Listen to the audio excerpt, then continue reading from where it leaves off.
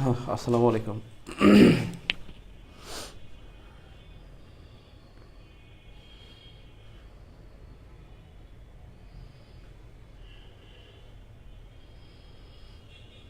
ভালো আছেন সবাই? শরীরটা খুব খারাপ আমার, খুব ঠান্ডা, মানে হুঁশ পাচ্ছি না।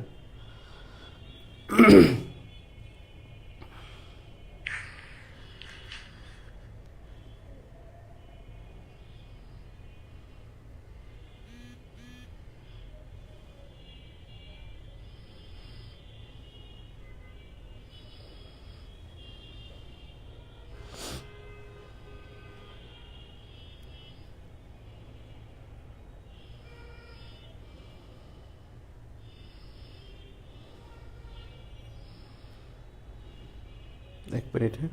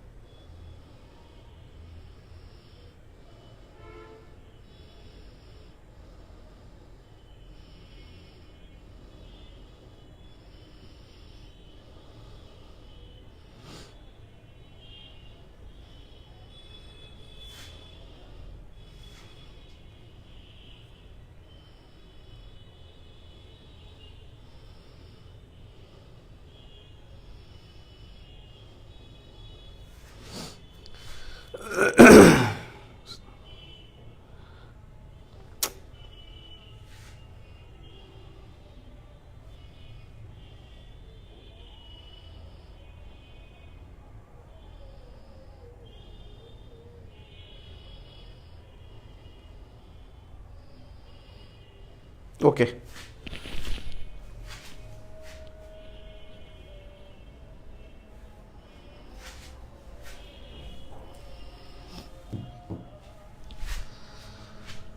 সকলকে শুভেচ্ছা জানাচ্ছি আজকের ক্লাসে।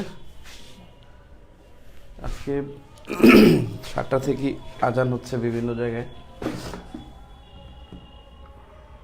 ওকে, বিষয়টা হলো সাম্প্রতিক সাধারণ জ্ঞান আসলে কি। সাম্প্রতিক সাধারণ জ্ঞান অনেক সময় আসলে মনে হয় যে এখন যা ঘটবে তা, আবার অনেক সময় মনে হবে যে আসলে এটা অনেক পুরনো, অর্থাৎ পুরনো বিষয়গুলো কিন্তু সাম্প্রতিক থাকে।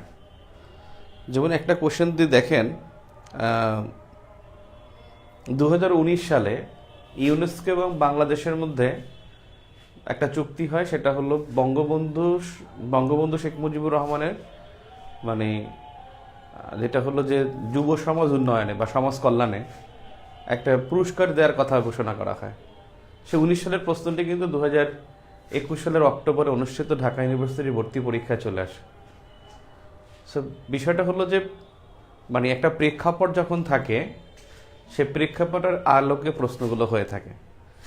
এখন দেখেন, আমি গতবারের মানে শুধু গত বছরের অর্থাৎ 2021 সালে অনুষ্ঠিত কয়েকটা পরীক্ষার, বিশেষ করে ঢাকা ইউনিভার্সিটি ভর্তি পরীক্ষা এবং বিসিএস পরীক্ষা, তাদের সাধারণ জ্ঞান একটু দেখি যে সাম্প্রতিক কী কী আসছিল।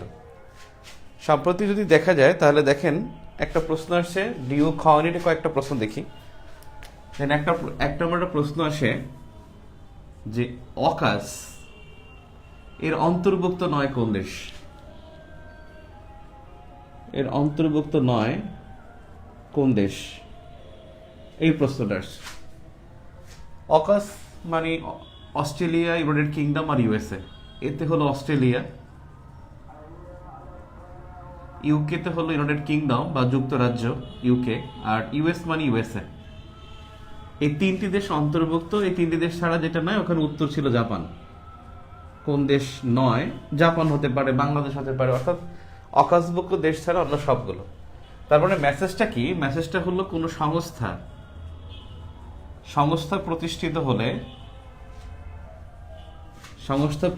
হলে সেটা পরীক্ষা আসবে, এবং যে সংস্থাটা খুব আলোচিত থাকবে সেটা কিন্তু পরীক্ষায় থাকবে। তাহলে আপনি যদি দেখেন এখন আলোচিত সংস্থা কি, বুদ্ধিমান প্রার্থী যারা বা বিদ্যমান মানে পরীক্ষার্থী সে কিন্তু এখান থেকে কয়েকটা বিষয় তুলে নেবে। একটা হলো যেমন সিকো কি, এটা পরীক্ষা আসতে পারে। হোয়াট ইজ সিকো কিন্তু খুব আলোচিত এবং খুব রিসেন্ট। তারপরে হতে পারে আপনার আরসিইপি, এখন পর্যন্ত পরীক্ষা আসে নাই। এবং এটা কিন্তু 2020 সালে হয়েছে। আরসিইপি হলো regional and comprehensive economic partnership. Regional and comprehensive economic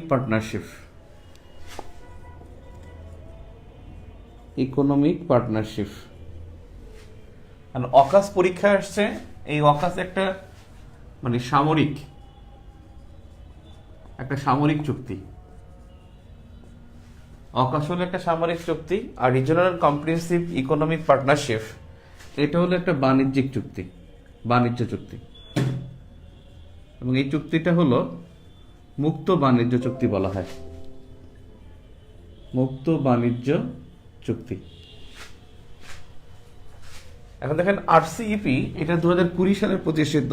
এর সদস্য হলো 15টি। তার মানে এখন পর্যন্ত গুরুত্বপূর্ণ সংস্থা, গত বছর অকাস গঠনের কথা হয়েছিল অগস্ট মাসে, পরীক্ষা অক্টোবরে অনুষ্ঠিত ঢাকা ইউনিভার্সিটি কমিউনিটির প্রশ্নে এটা চলে আসে। তার মানে রিসেন্ট প্রশ্ন আপনি দেখবেন বর্তমানে সাম্প্রতিক কোনো সংস্থা প্রতিষ্ঠিত হয়েছে কিনা। যদি হয়ে থাকে সেটা পরীক্ষা আসবে, না হয়ে থাকলে খুব রিসেন্টলি যে সংস্থাটা খুব আলোচিত বা যে সংস্থাটা গঠিত হয়েছে সেটা সম্পর্কে পরীক্ষায় আসতে পারে। যেমন সিকো, এটা গঠন হয়েছে অনেক আগে, এটা কিন্তু বর্তমানে আলোচিত। যে সিকো কিন্তু আজকের না, 1997-এর, কিন্তু এটা কিন্তু সিকো প্রতিষ্ঠা হয়েছে 2018 সালে। 2018-19 সালে। 18 সালে আলোচনা, 19 সালে গঠন। সিকো সাউথ ইস্ট এশিয়ান, কিন্তু এটা এখনো আলোচনায়। South east Asian cooperation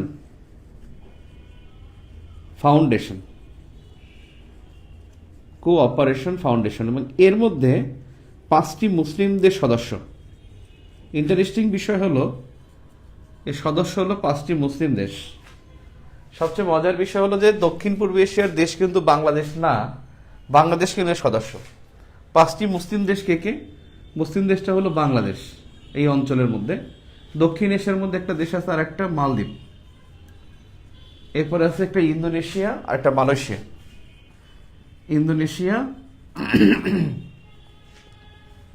Malaysia আর একটা হলো ব্রুনাই। এই 5টা দেশ হলো সদস্য সিকো সদস্য হলো 5টি।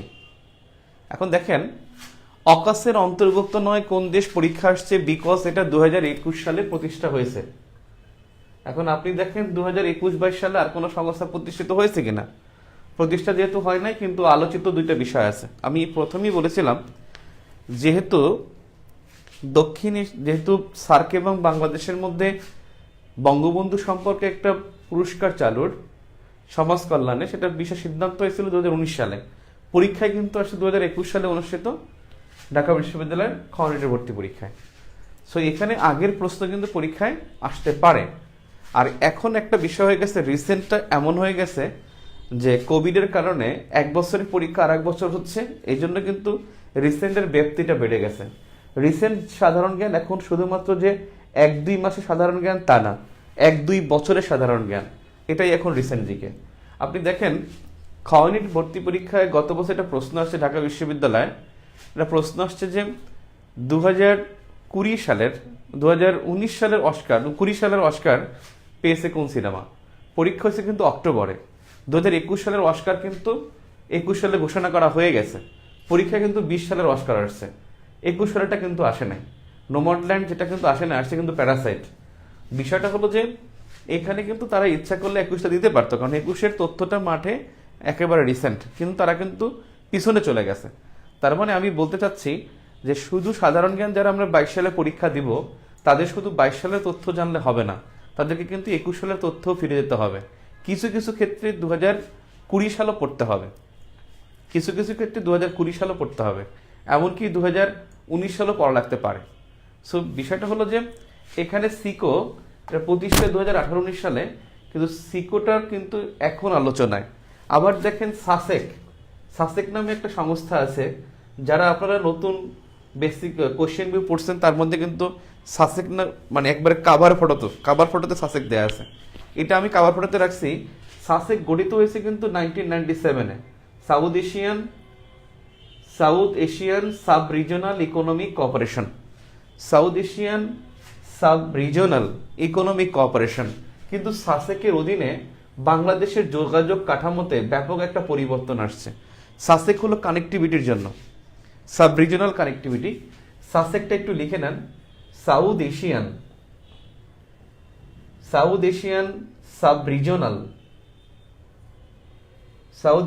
Sub regional economic cooperation.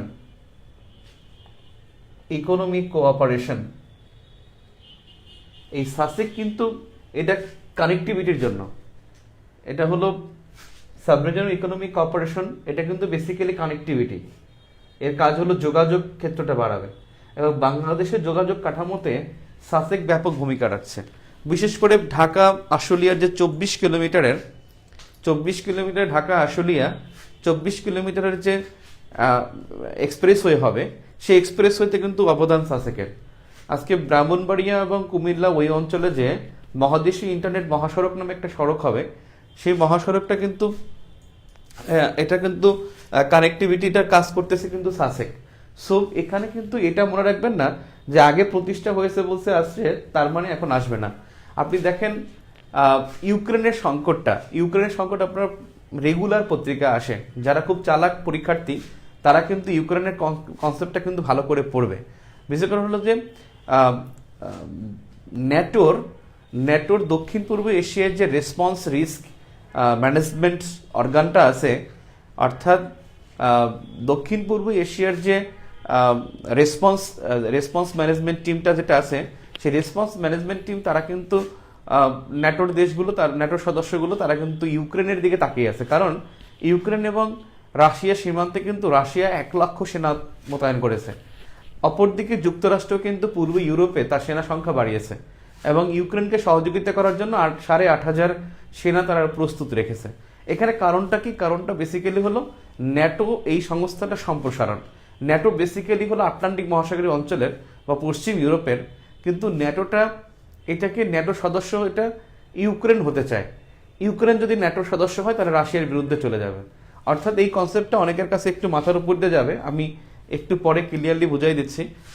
Basically হলো যে এই রকমের ঘটনাগুলো আমি এটা বোঝাতে চাচ্ছি যে সাম্প্রতিক ঘটনা বলতে সাম্প্রতিক মানে এই বছর ঘটবে তা না, সাম্প্রতিক ঘটনা মানে একটা ঘটনা হুট করে ঘটে গেছে পরীক্ষা চলে আসছে তা না। এখানে সাম্প্রতিক ঘটনা হলো এমন একটা ঘটনা যে ঘটনাটা এমন একটা ঘটনা যেটা প্রেক্ষাপটটা পরীক্ষা যেদিন দিবেন সেদিনও থাকবে, পরীক্ষার 2 মাস আগেও থাকতে পারে, 1 বছর আগেও থাকতে পারে, পরীক্ষা শেষ হওয়ার পরেও প্রেক্ষাপটটা জেগে থাকে। এই রকমের একটা প্রেক্ষাপট, অর্থাৎ সবসময় এটা ঘটনাটা পুরো একটা বছরব্যাপী আলোচনা থাকে, একটা বিশাল সময়ব্যাপী আলোচনা থাকে, এবং এটা নিয়ে টকশো হয়, আলোচনা হয়, সম্পাদকীয় হয়, পত্রিকায় লেখা হয়, চার দোকানে আলোচনা হয়, বিভিন্ন খবরে দেখানো হয়। এটা কিন্তু সাম্প্রতিক শুধুমাত্র হুট করে কিছু একটা হবে সেটা কিন্তু সাম্প্রতিক না। কিছু কিছু বিষয় আছে যে হুট করে ঘটবে, সেগুলো আসবে, এগুলো খুব কম ঘটনা। যেমন বাংলা একাডেমি সাহিত্য পুরস্কার, যেমন 21শে পদক পুরস্কার, স্বাধীনতা পদক পুরস্কার, নোবেল পুরস্কার, এটা যখন ঘটে 1 সপ্তাহের মধ্যেই ওইটা ইম্পর্টেন্ট থাকে, এবং এটা সারা বছরই এর একটা প্রভাব থাকে। সো এই বিষয়টা কিন্তু আপনাদের মাথায় রাখতে হবে। আমি ক্লাসে ভাই, হ্যালো ভাই, আমি ক্লাসে, প্লিজ, আমি ক্লাসে অনলাইন ক্লাসে। ওকে,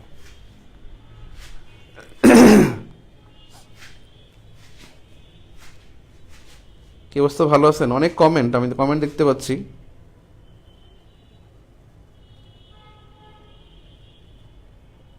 ওকে, আমি তাহলে পড়াশোনা চলে যাই। হ্যাঁ, 814 জন, থ্যাংক ইউ ভেরি মাচ। আমি এখন ক্লাসে চলে যাই তাহলে খুব ডিপলি। সো বিষয় হলো যে সংস্থাগুলোর মধ্যে প্রশ্ন আসছে, কয়েকটা প্রশ্ন আমরা দেখি, বিগত কোশ্চেন কয়েকটা দেখলে আমরা বুঝতে পারবো যে আমাদের কি পড়া উচিত। আমি জাস্ট একটা আউটলাইন দেবো আজকে এবং কিছু ইনফরমেশন লেখাবো এবং খুব দ্রুত লিখতে হবে।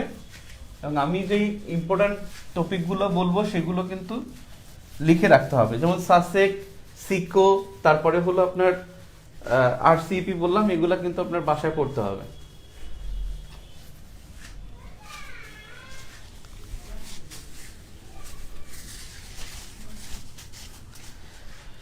গত বছর প্রশ্ন আসছে, দেখুন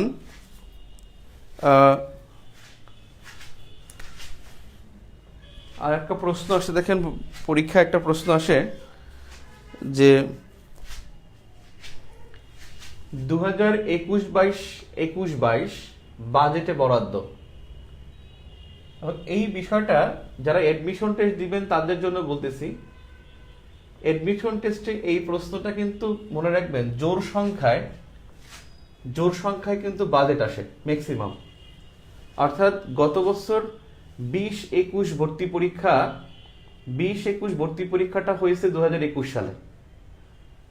20-21 ভর্তি পরীক্ষাটা হয় 21 সালে, এই জন্য 21-22 বাজেটটা আসছে, কিন্তু পরীক্ষাটা 20-21-এর। আপনি দেখবেন 2018-19-এ এখানে বাজেট থেকে প্রশ্ন আসছে। আপনি দেখবেন 2014-15-তে এখান থেকে বাজেট থেকে প্রশ্ন আসছে। সাধারণত জোর সংখ্যায় বাজেট থেকে প্রশ্ন হয়। বাজেট, এই জন্য আমি আপনাদেরকে এটা বলতে পারি, ইনশাল্লাহ 2021-22 ভর্তি পরীক্ষা যারা দিবে তাদের পরীক্ষাটা কিন্তু 2022 সালে হবে। এবং 21-22 ভর্তি পরীক্ষার্থীদের জন্য এবছর বাজেট কিন্তু গুরুত্বপূর্ণ না, কিন্তু বাজেট গুরুত্বপূর্ণ। যেমন দেখেন বিসিএস এর জন্য বাজেট, দেখেন বিসিএস পরীক্ষা বা অন্যান্য পরীক্ষার জন্য বাজেট কিন্তু 2021-22টা গুরুত্বপূর্ণ। 21-22 বাজেটটা গুরুত্বপূর্ণ তাদের জন্য, কিন্তু যারা অ্যাডমিশন টেস্ট দিবে তাদের কিন্তু বাজেট 21-22 গুরুত্বপূর্ণ না, এবং তাদের আশা করা যায় যে বাজেটের মাসেই হয়তো পরীক্ষা হবে। সো তাদের জন্য বাজেট কিন্তু গুরুত্ব কম। অর্থাৎ অ্যাডমিশন টেস্টে বাজেটের গুরুত্ব কম, কিন্তু বিসিএস বা আদার্স পরীক্ষায় 21-22 বাজেট গুরুত্বপূর্ণ। জোর সংখ্যা সাধারণত বাজেট আসে, বিজোড় সংখ্যা সাধারণত আসে না। আমার চোখে খুব কম দেখছি, যে খুবই কম যে বিজোড় সংখ্যায় বাজেট আসছে ভর্তি পরীক্ষায়। দেখেন একটা প্রশ্ন আসছে যে 2022 সালের কমনওয়েলথ গেমস কোথায় হবে? কমনওয়েলথ গেমস কোথায় হবে? 2022 সালে কমনওয়েলথ গেমস কোথায় হবে? এই প্রশ্নটার উত্তর ছিল বার্মিংহাম। আপনি দেখবেন আগাম বার্তা বলে একটা কথা আছে, আগাম বার্তা। এই আগাম বার্তা তথ্য থেকে সবসময় একটা বা দুইটা প্রশ্ন পরীক্ষায় থাকে। আগাম বার্তা থেকে একটা দুইটা প্রশ্ন সবসময় যে কোনো পরীক্ষায় এখান থেকে প্রশ্ন থাকে। এখন আপনি দেখেন, যে খুব বুঝতে পারবে যে 2022 সালে টি-20 ওয়ার্ল্ড কাপ কোথায় হবে? 22 সালে টি-20 ওয়ার্ল্ড কাপ হবে কিন্তু অস্ট্রেলিয়ায় হবে, এবং ইতিমধ্যে বাংলাদেশ কিন্তু সরাসরি খেলবে। টি-20 ওয়ার্ল্ড কাপে বাংলাদেশ কিন্তু সরাসরি খেলবে, তাহলে অস্ট্রেলিয়া অনুষ্ঠিত হবে। আপনি দেখেন 2022 সালের ফুটবল বিশ্বকাপ, মানে 22 সালের বিশ্বকাপ ফুটবলটা কিন্তু 22তম। এটা মনে রাখার একটা গুরুত্বপূর্ণ বিষয় যে 22তম ফুটবল বিশ্বকাপ এটা কিন্তু কাতারে হবে। ফুটবল বিশ্বকাপ হবে কাতারে, বিশ্বকাপ কাতারে হবে। ঠিক তেমনি 2026 সালের 23তম বিশ্বকাপ ফুটবল বিশ্বকাপ, 23তম বিশ্বকাপ ফুটবল কিন্তু হবে আপনার উত্তর আমেরিকায় বলতে বোঝানো হচ্ছে যে এখানে ইউএসএ মেক্সিকো এখানে হবে 2026 সালের বিশ্বকাপ ফুটবল। এখন আপনাকে দেখতে হবে যে 2030 সালে বিশ্বকাপ কোথায় হবে। এই 30 সালে 24তম বিশ্বকাপ ফুটবল বিশ্বকাপ এটা কিন্তু দক্ষিণ আমেরিকা আয়োজন করতে পারে, এবং এর সম্ভাবনা হলো দক্ষিণ আমেরিকা আয়োজন করবে। দক্ষিণ আমেরিকা আয়োজন করবে, তারা কিন্তু একটা প্রস্তাবনা দিয়েছে যে চিলি, আর্জেন্টিনা, উরুগুয়ে এই 3টা দেশের মধ্যে পাবে। এখন পর্যন্ত তাদের এটা কিন্তু কনফার্ম হয় নাই। কনফার্ম হলে তখন বোঝা যাবে যে কোথায় হবে। ক্লিয়ার?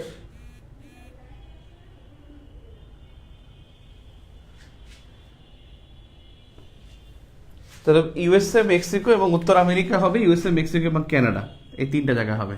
কিন্তু প্রশ্ন যেটা হতে পারে আমাদের জন্য, যদি বলেন ভাই সবচেয়ে গুরুত্বপূর্ণ কোনটা খেলাধুলার ক্ষেত্রে মানে পরবর্তী যেটা মানে আগাম বার্তায়, সেটা খুব গুরুত্বপূর্ণ বিষয় হলো যে 2031 সালের বিশ্বকাপ ক্রিকেট, এই বিশ্বকাপ ক্রিকেটটা হবে ইন্ডিয়া এবং বাংলাদেশ, এই দুই দেশে হবে 2031 সালের বিশ্বকাপ ক্রিকেট। ভারতে কিন্তু আরেকটা 2023 সালের বিশ্বকাপ ক্রিকেট কিন্তু এটা হবে কিন্তু শুধু ভারতে। 23 সালের বিশ্বকাপটা হবে শুধু ভারতে, আর 31 সালের বিশ্বকাপ ক্রিকেট হবে ইন্ডিয়া এবং বাংলাদেশে। এখানে আগাম বার্তা বলতে শুধু খেলা হবে এমন না, যে কোনো ক্ষেত্রেই আগাম বার্তা পরীক্ষায় থাকতে পারে। যে কোনো ক্ষেত্রে যে এত সালে ঘটনা কোথায় হবে, সাধারণত বিশেষ করে খেলাধুলা আসে। আপনি যদি একটা ছন্দ দেখেন যে 2004 সালের পরীক্ষায় কিন্তু 2012 সালের অলিম্পিক কোথায় হবে সেটা পরীক্ষা আসছে। 2009 সালের পরীক্ষায় কিন্তু আসছে যে 2016 সালের অলিম্পিক কোথায় হবে। ঠিক আপনি দেখেন 2013 সালের পরীক্ষা আসছে 2020 সালের অলিম্পিক কোথায় হবে। 13 সালে পরীক্ষা আসছে 20 সালে অলিম্পিক কোথায় হবে, 9 সালে আসছে 14 সালে আসছে, এটা 14 সালে আসছে 20 সালে অলিম্পিক কোথায় হবে, 9 সালে আসছে 16 সালে অলিম্পিক কোথায় হবে, আর 4 সালে আসছিল 2012 সালে অলিম্পিক কোথায় হবে। তাহলে আপনি দেখেন এখানে তাহলে 14 আর 19, 2019 সালে অলিম্পিক থেকে প্রশ্ন তো 20 সালে অলিম্পিক আসছে কিনা আমি এখন খেয়াল নেই, হয়তো আসতে পারে। তার মানে সবসময় অলিম্পিক কোথায় হবে সেখানে একটা প্রশ্ন থেকে থাকে। কিন্তু এমন একটা অবস্থা হয়ে গেছে যে 20 সালের যে অলিম্পিক, সেই অলিম্পিক কিন্তু অনুষ্ঠিত হয়েছে 2021 সালে। 2021 সালে 20 সালে অলিম্পিক অনুষ্ঠিত হয়েছে, এবং 21 সালে অলিম্পিক থেকে কিন্তু প্রশ্ন আসছে ঢাকা ইউনিভার্সিটি খ ইউনিটে। সো এখন অলিম্পিক গেমসের মধ্যে মনে রাখবেন যে 20 সালে ছিল 32তম অলিম্পিক, তার মানে 33তম অলিম্পিক 2024 সালে এটা হবে কিন্তু প্যারিসে। 24 সালে অলিম্পিক হবে প্যারিসে। আর 34তম অলিম্পিক যেটা হবে 2028 সালে, এই 2028 সালে অলিম্পিকটা হবে ইউএসএতে, যুক্তরাষ্ট্রে। অর্থাৎ 33তম অলিম্পিক 2024 সালে, 34তম অলিম্পিক 2028 সালে, সেটা হবে যুক্তরাষ্ট্রে। সবসময় অলিম্পিক থেকে প্রশ্ন থেকে থাকে, মানে প্রায়। আর গত বছর যে 20 সালের অলিম্পিক, 32তম অলিম্পিক যেটা জাপানের টোকিওতে হয়েছিল, সেই অলিম্পিকটা কিন্তু জাপানে কোভিডের কারণে 20 সালে হয়নি, হয়েছে 21 সালে। এবং ম্যাক্সিমাম খেলা 20-এর খেলা 21 সালে অনুষ্ঠিত হয়, কিন্তু নামটা ছিল পুরী। এই ক্রিকেট টি-20 ওয়ার্ল্ড কাপ যেটা, এটা কিন্তু 2021 সালে হওয়ার কথা ছিল অস্ট্রেলিয়ায়, কিন্তু এটা 2022 সালে হবে হলো যুক্তরাষ্ট্রে। এখানে একটা ক্যান্সেল করা হয়েছে। অর্থাৎ মানে ক্রিকেট বিশ্বকাপ যেটা টি-20 বিশ্বকাপ, এটা কিন্তু চেঞ্জ হয় নাই। যে 22 সালে যেটা অনুষ্ঠিত হবে, 22 সালে যেটা অস্ট্রেলিয়া অনুষ্ঠিত হবে, সেটা 22 সালের, এটা 21 সালের হবে না। যেমন দেখা গেছে 2021 সালে কোপা আমেরিকা ফুটবল হয়, কিন্তু নাম ছিল 2020 কোপা আমেরিকা, অনুষ্ঠিত হয়েছে 21 সালে। যেমন 2020 সালের অলিম্পিক এটা হয়েছে 21 সালে, নাম ছিল 20। এবার মনে রাখবেন টি-20 ওয়ার্ল্ড কাপ যেটা, এটা কিন্তু 2022 সালে হবে, নাম 2022। এটা কিন্তু আবার 21 বলা যাবে না, 22-এরটা 22-ই থাকবে।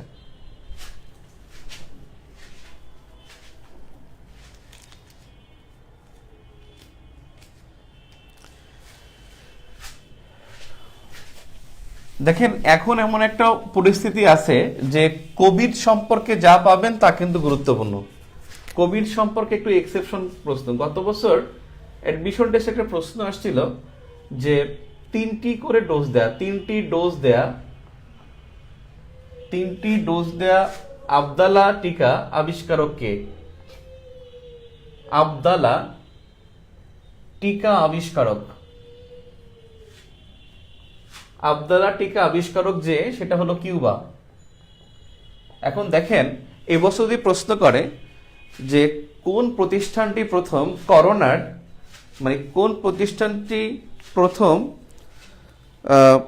করোনার মুখের ওষুধ আবিষ্কার করে, তাহলে করোনার মুখের ওষুধ এটা কিন্তু গুরুত্বপূর্ণ। তাহলে আমরা লিখতে পারি করোনার মুখের ওষুধ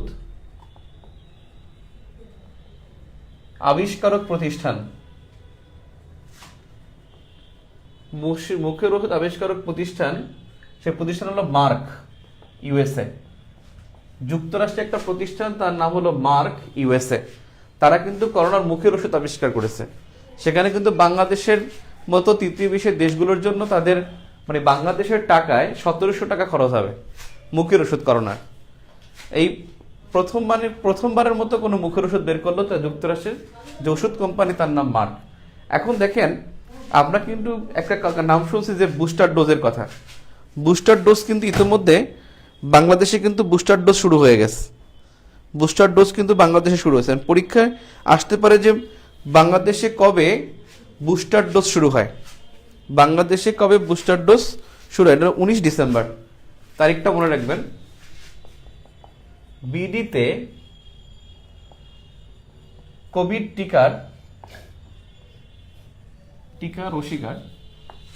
কোভিড টিকার বুস্টার ডোজ চালু হয় 19 ডিসেম্বর। এখন আমি এই কথাটাই বলতে চাচ্ছি, রিসেন্ট বলতে ওইটা যে ঘটনাটা বছরব্যাপী ঘটে, বছরব্যাপী ঘটনা, নাম্বার 1। নাম্বার 2 হলো যেটা খুব প্রেক্ষাপট নির্ভর মানে বর্তমানে যদি আলোচনা থাকে সেটাই বর্তমান আলোচনা আছে। যেমন দেখেন 72 সংবিধান আলোচনায়, এই 72 সংবিধান থেকে অনেক প্রশ্ন আসছে, অনেক প্রশ্ন এমনকি মানে যে কোনো পরীক্ষায় 72 সংবিধান আলোচনায় 72 সংবিধান থেকে প্রশ্ন আসতে পারে। অর্থাৎ ঘটনাটা কিন্তু আজ থেকে 50 বছর আগের, কিন্তু পরীক্ষা এখনো আসতে পারে। প্রেক্ষাপট নির্ভর বলতে এটাই বুঝিয়েছে যে অনেক আগের কিন্তু বর্তমানে আলোচিত। নাম্বার 3 যেটা রিসেন্টের মধ্যে থাকে সেটা হলো আপনি দেখবেন মানে এক সপ্তাহ ধরে পত্রিকার হেডলাইন এমন ঘটনার মধ্যে পরীক্ষায় আসে। এখন এক সপ্তাহ ধরে পত্রিকার হেডলাইন সাস্টের যে ঘটনা, এটা কিন্তু পরীক্ষায় আসবে না। এটা কোনো রিসেন্ট ঘটনা পরীক্ষায় মানে রিসেন্ট হিসেবে পরীক্ষায় আসবে না, কিন্তু সাস্টের ঘটনা না। কিন্তু অন্য একটা ঘটনা যেটা দেখেন এই সপ্তাহ যদি পত্রিকা দেখেন, পত্রিকায় মানে নিয়মিত আসতেছে সেটা হলো ইউক্রেন এবং ন্যাটো এবং যুক্তরাষ্ট্র, এদের মধ্যে একটা ঝামেলা। এটা কিন্তু কনজিকিউটিভলি পত্রিকা আসতেছে। এই যে এক সপ্তাহ ধরে এটা আসতেছে, এটা কিন্তু গুরুত্বপূর্ণ। এর আগের এক সপ্তাহ আগে ভারতের কৃষক আন্দোলন নিয়ে এক সপ্তাহ ধরে পত্রিকা আসছে, ওইটা কিন্তু গুরুত্বপূর্ণ। অর্থাৎ পরীক্ষায় এমন সাম্প্রতিক আসবে যে সাম্প্রতিকটা আসলে বেসিক আছে, যে সাম্প্রতিক একটা মূল বিষয় আছে যেটাকে দিলে পরীক্ষা দিলে যে এটা খুব ভালোভাবে মানে নেওয়া হবে। আর কিছু বিষয় আছে যে পরীক্ষা আসবে যেটা বাংলাদেশের অর্জন বোঝাবে, পজিটিভ, মাথাপিছু আয় বাড়ছে, এটা পরীক্ষা আসবে। দেখেন বাংলাদেশ শান্তিরক্ষী প্রেরণে 2016 থেকে 2020 পর্যন্ত কিন্তু শান্তিরক্ষী প্রেরণে বাংলাদেশ কিন্তু প্রথম ছিল না। আপনি দেখেন এই 4 বছরে ভর্তি পরীক্ষা বলেন আর যে কোনো পরীক্ষা বলেন, এখান থেকে শান্তিরক্ষী সংস্থায় সেনা প্রেরণে বাংলাদেশ দ্বিতীয়, এটা কিন্তু পরীক্ষা আসে নাই। এ সবসময় কিন্তু যখন 16 সালের আগে শান্তিরক্ষী প্রেরণে বাংলাদেশ শীর্ষে ছিল, এটা কিন্তু পরীক্ষা আসতো। অবনমন হয়েছে, পরীক্ষায় কিন্তু আর আসে নাই।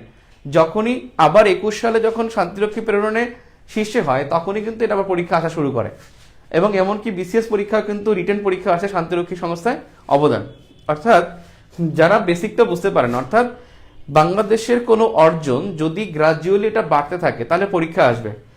দুর্নীতি দমন কমিশন দুর্নীতির রিপোর্ট কিন্তু আজকে প্রকাশিত হয়েছে। যারা খুব চতুর প্রার্থী বা চতুর পরীক্ষার্থী, তারা কিন্তু ইতিমধ্যে যে ট্রান্সপারেন্সি ইন্টারন্যাশনালের যে দুর্নীতির যে সূচক প্রকাশ করেছে এটা কিন্তু সে নোট করে ফেলেছে। এবং দেখেন যে খুব বোকা সে কিন্তু এটা মুখস্থ করে ফেলছে। এখন দেখেন ভাই, দুর্নীতি দমন কমিশন দুর্নীতির যে রিপোর্টটা প্রকাশ করা হয়েছে সেখানে কিন্তু বাংলাদেশের পজিটিভ কিছু বলা হয় নাই। এখানে কিন্তু বাংলাদেশ 13তম ছিল, 13তমতেই আছে, শুধু সূচক একটু বেড়েছে। কিন্তু 13তম, এটা তো বাংলাদেশের জন্য একটা হতাশাব্যঞ্জক নিউজ। এই হতাশাব্যঞ্জক নিউজ কিন্তু পরীক্ষায় থাকবে না। সো পজিটিভ যেটা আছে সেটা থাকবে। পজিটিভ কোনটা?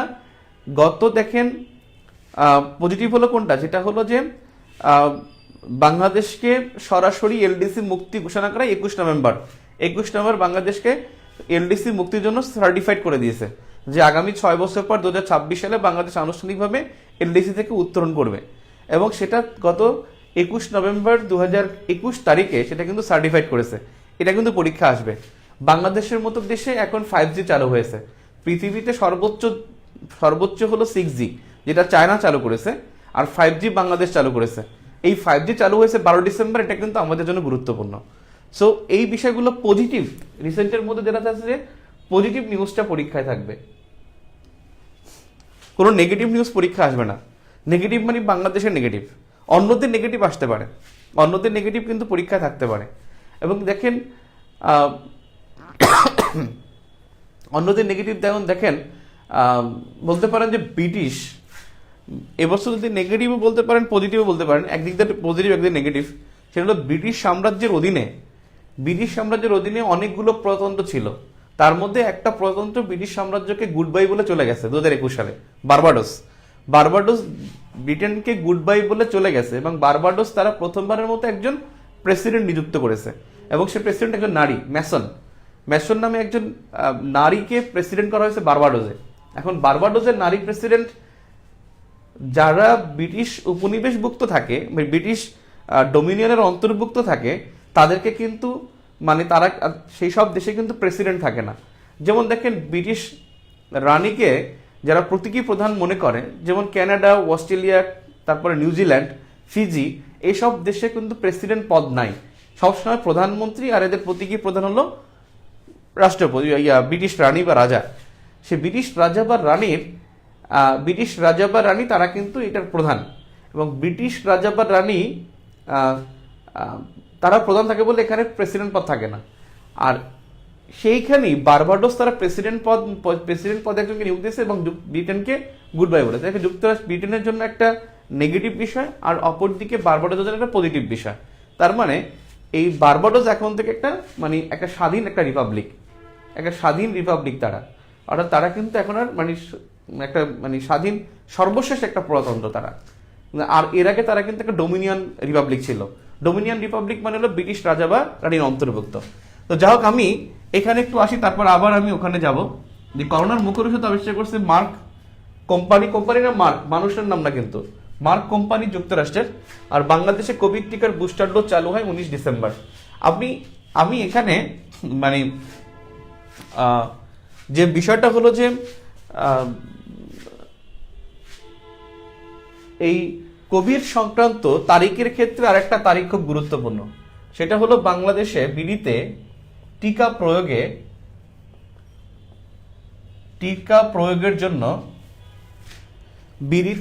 প্রয়োগের জন্য সুরক্ষা.gov.bd চালু হয় 27 জানুয়ারি 2021। 27 জানুয়ারি 2021 এই তারিখটা মনে রাখবেন, এটা অত্যন্ত গুরুত্বপূর্ণ তারিখ। নিচের দুইটা তারিখে গুরুত্বপূর্ণ, অত্যন্ত গুরুত্বপূর্ণ।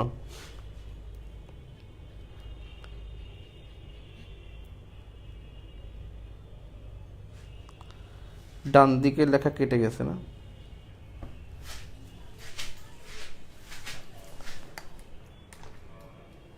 আচ্ছা, এখন ঠিক আছে।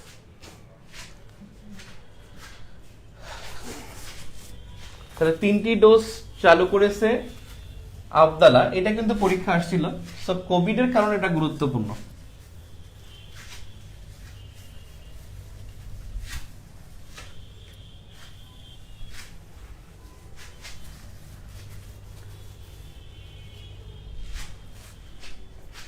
আমরা গুরুত্বপূর্ণ কয়েকটা তারিখ দেখে নেই, ইম্পর্ট্যান্ট ডেটস,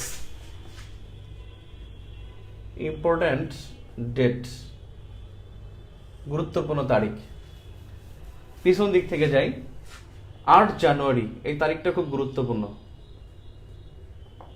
8 জানুয়ারি বাংলাদেশ ভার্সেস টার্কি চুক্তি। বাংলাদেশ এবং তুরস্কের মধ্যে একটা চুক্তি হয়, টার্কি মানে তুরস্ক, বাংলাদেশ তুরস্কের মধ্যে চুক্তি। বিষয়বস্তু ছিল সন্ত্রাস দমন, নিরাপত্তা সহযোগিতা, ও মাদক বিরোধী চুক্তি। এই 8 জানুয়ারি এই তারিখটা গুরুত্বপূর্ণ। পরীক্ষা আসবে যে বাংলাদেশ তুরস্কের মধ্যে বা কোন দেশের মধ্যে সন্ত্রাস দমন চুক্তি হয়, সেটা হলো বাংলাদেশ এবং তুরস্কের মধ্যে। এবছর আরেকটা ডেট গুরুত্বপূর্ণ, 22 সালে, এটা কিন্তু 8 জানুয়ারি 2022। 1 জানুয়ারি 2022 তারিখের একটা গুরুত্বপূর্ণ ঘটনা, সেটা হলো 1 জানুয়ারি থেকে এদিনকার থেকে প্রবাসী আয়ে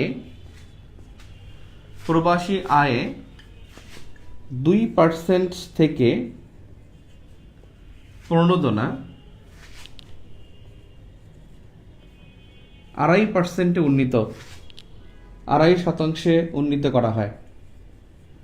সাধারণত যেটা ঘটে, সবসময় আমরা দেখতে পাই 1 জুলাইতে আর্থিক পরিকল্পনাগুলো গ্রহণ করা হয়। এই জন্য কনফিউজড হওয়ার জন্য আপনাকে হয়তো তারিখটা দিতে পারে। এমনি তারিখ যদি জুলাই মাসে হইতো, পরীক্ষা কিন্তু তারিখটা আসতো না বা গুরুত্বপূর্ণ ছিল না, শুধু এই পার্সেন্ট থাকলেই হইতো। এখন এই 1 জানুয়ারি থেকে সরকার ঘোষণা করেছে যে প্রবাসী আয়ে সে যদি 100 টাকা পাঠায়, তাকে 2.5 টাকা ফেরত দেওয়া হবে। মানে 100 টাকার এগেনস্টে তাকে 2.5 অর্থাৎ 102.5 টাকা দেওয়া হবে। 100 টাকার পরিবর্তে 102.5 টাকা দেওয়া হবে। 100 টাকা পাঠালে 102.5 টাকা পাবে। এই 2% প্রণোদনা ছিল, এটা বাড়িয়ে 2.5% উন্নীত করা হয়েছে। যদি দেখেন এখন এরপরে গুরুত্বপূর্ণ তারিখ কোনটা, 2021 সালে চলে যেতে হবে। 26 ডিসেম্বর 2021 তারিখে গুরুত্বপূর্ণ হলো যে ঢাকায় নগর পরিবহন যাত্রা শুরু করে। নগর পরিবহন যাত্রা, এগুলো খালি যাত্রাই করে, কিন্তু এগুলো আসলে টিকে না। যেদিন যাত্রা করে তার পরের দিন পর্যন্ত থাকে, এরপর আর কোনো খবর থাকে না।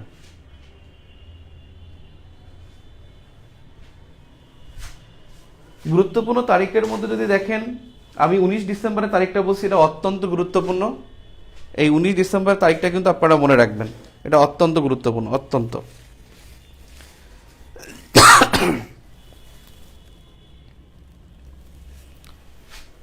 আরেকটা তারিখ গুরুত্বপূর্ণ, সেটা হলো 22 ডিসেম্বর।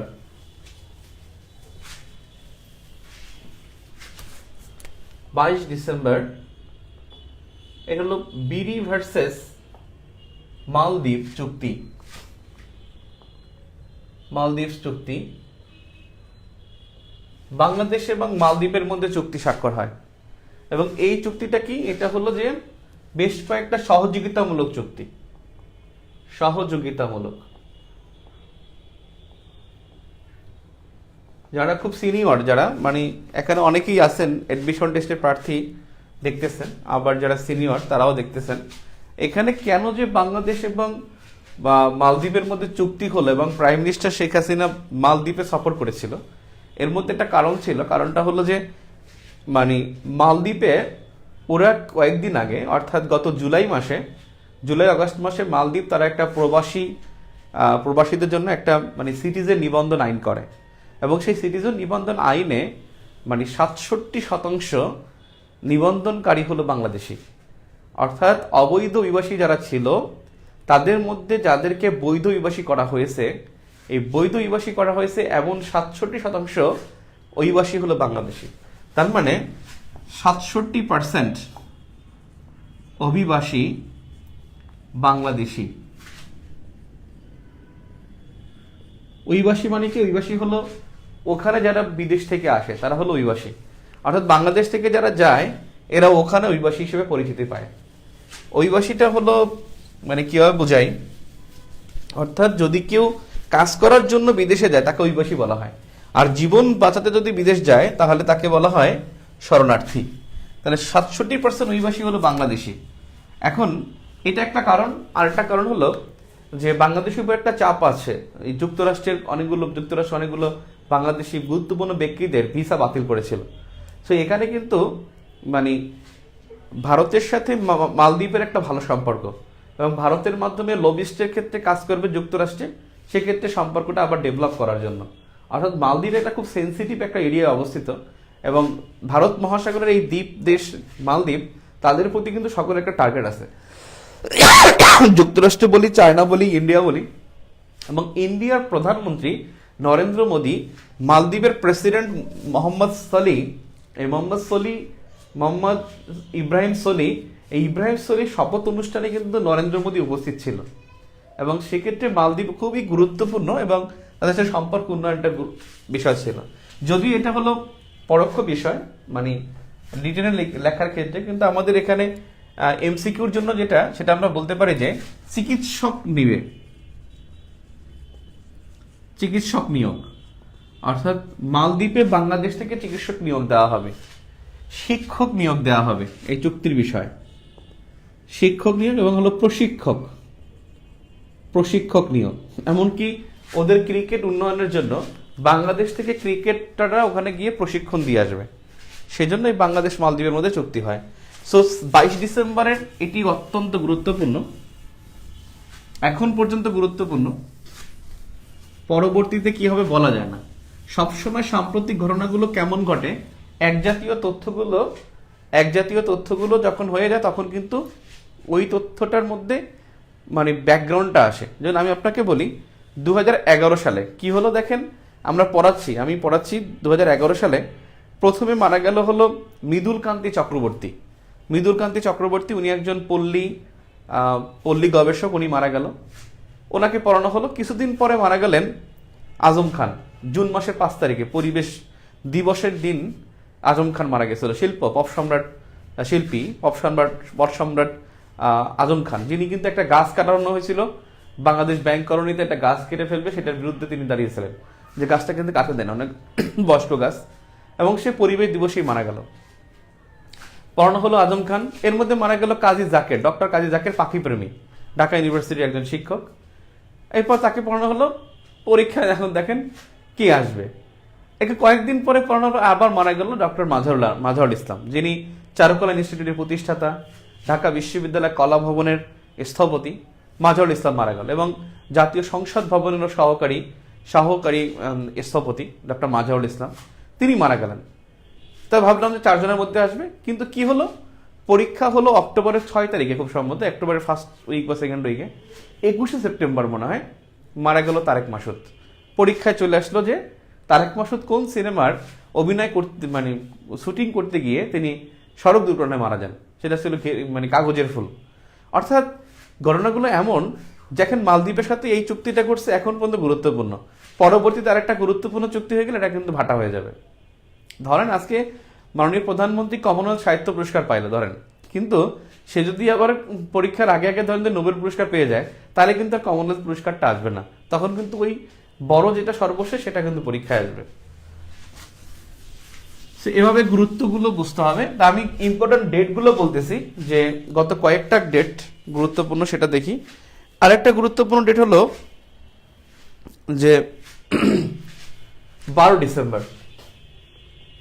এই 12 ডিসেম্বর পরীক্ষামূলকভাবে 12 ডিসেম্বর 2021 পরীক্ষামূলকভাবে 5G চালু হয়।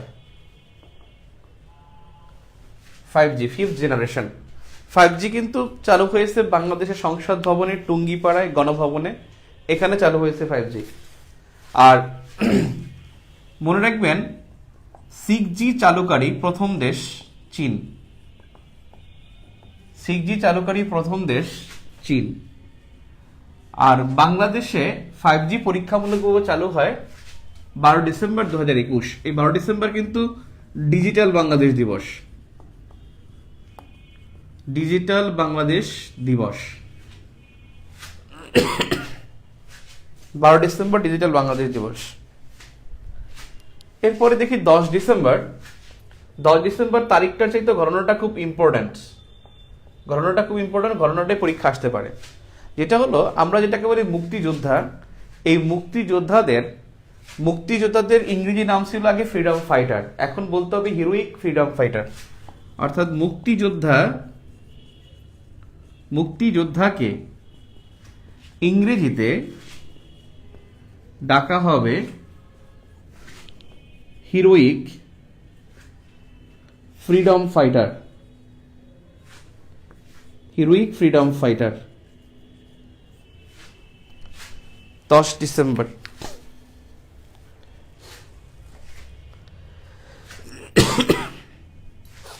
শরীরটা একেবারেই ভালো যাচ্ছে না, ঠান্ডা আসলেই আমার।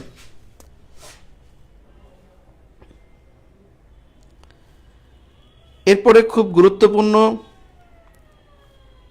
একটা ডেট,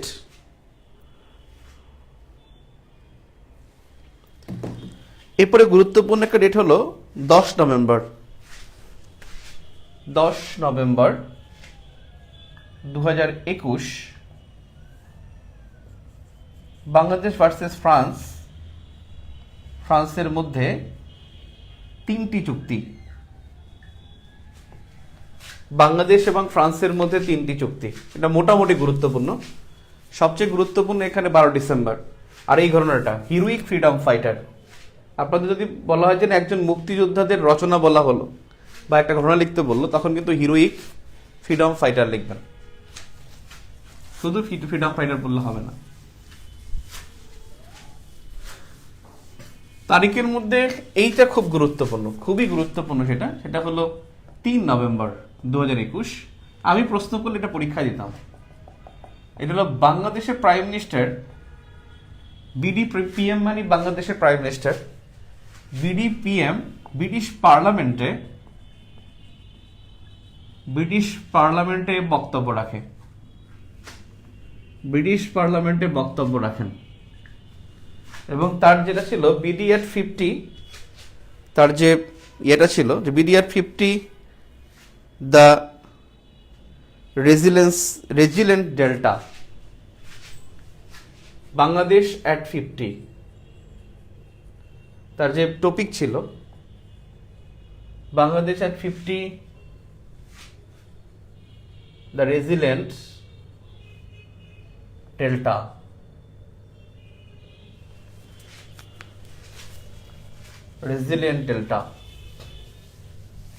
ডেল্টা মানে বদ্বীপ।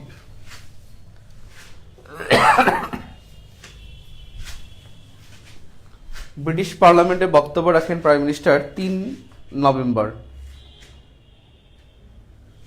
এবারের তারিখটা গুরুত্বপূর্ণ, মানে দিবস 18 অক্টোবর 2021 প্রথমবারের মতো শেখ রাসেল দিবস